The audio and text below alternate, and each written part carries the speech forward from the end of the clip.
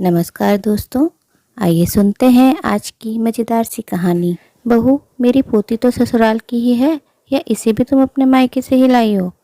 संजना, जरा वो नया वाला टी शर्ट निकाल देना, शाम को चाय पर मेरी कुछ सहेलियाँ आने वाली हैं। संजना की सास कविता जी ने सोफ़ा ठीक करते हुए कहा।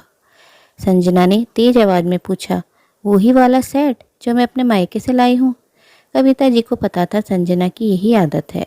वो समझ चुकी थी कि वो ही टी शर्ट निकलवाना है, पर संजना एक बार आदतन गिना जरूर देती थी। कविता जी ने हामी भरी और काम में लग गई। शाम को कविता जी की सहेलियाँ आईं और उन्हें टी शर्ट का डिज़ाइन बहुत पसंद आया। संजना ने तपाक से कहा, ये तो मैं अपने मायके से लाई हूँ। सोसाइटी में भजन संध्या थी। संजना और उसकी सास भी भजन संध्या में तैयार होकर गए। एक पड़ोसन ने कह दिया कि कविता जी, आपकी साड़ी बहुत सुंदर लग रही है, आज आप इसमें जच रही हैं। संजना ने कविता जी से पहले उत्तर दे दिया, आंटी जी, ये साड़ी तो मैं अपने मायके से लाई हूँ। और संजना का चेहरा खिल गया। कविता जी चुप ही रहीं।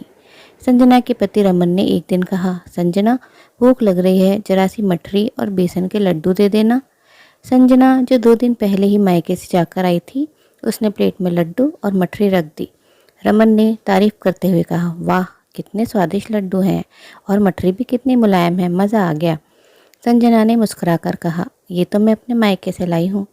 कविता जी के साथ साथ सारा घर संजना की इस आदत से वाकिफ था, इसलिए रमन भी कुछ नहीं बोला। कुछ दिनों बाद संजना की ननद नंदोई रहने के लिए आए। कविता जी ने संजना से फिर नई चादर बिछाने को कहा। आदतन संजना ने फिर पूछा, वही चादर जो मैं अपने मायके से लाई हूँ?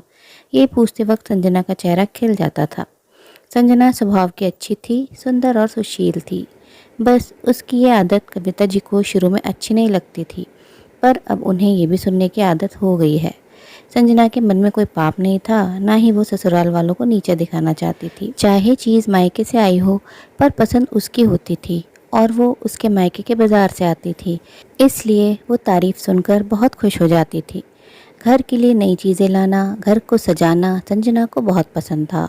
वो जब भी मायके जाती थी, मम्मी नकद रुपए देती थी, वो उन्हीं रुपयों से घर के लिए सामान खरीद लाती थी। चूँकि पैसे मायके के होते थे, तो नाम भी मायके का ही हो जाता था। संजना मायके जब भी जाती थी, उस पर जिम्मेदारी का बोझ नहीं रहता था, तो वो वहाँ से जी भर के शॉपिंग करके लाती थी। वहाँ रसोई का काम भी नहीं था, इसलिए वो मायके से सारा सामान ले आती थी। शाम तक ननद नंदोई आ गए। ननद ने पलंग पर बिछी चादर देखकर कहा, भाभी, चादर तो बड़ी सुंदर बिछाई है, कलर और कपड़ा भी शानदार है। संजना खुश हो गई और बोली, दीदी, ये तो मैं अपने मायके से लाई हूँ।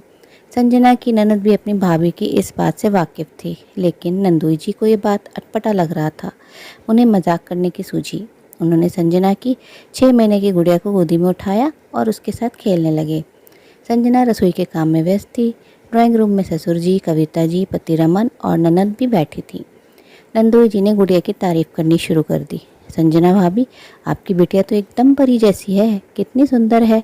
इसका रंग भी गोरा है, होठ भी गुलाबी हैं, बाल भी इतने घने काले हैं। नंदोई जी के मुंह से इतनी तारीफें सुनकर संजना ने आदतन बोल दिया, ये तो मैं अपने मायके से लाई हूँ। संजना ने कहा तो सभी ठहाका मारकर हंसने लगे और अपनी बात का मतलब समझकर संजना शर्म से पानी पानी हो गई।